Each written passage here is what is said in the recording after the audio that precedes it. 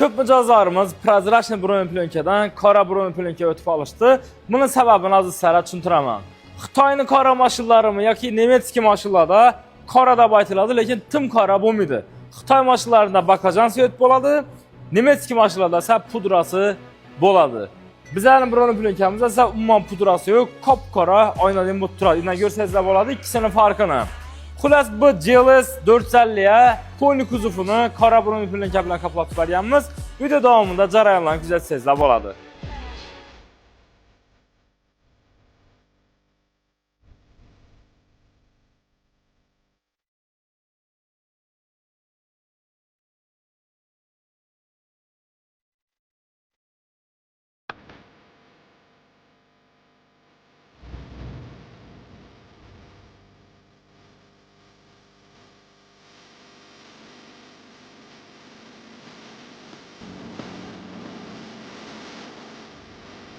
Görganlaringizdek Mercedesimiz o'ta go'zal bo'lib chiqdi.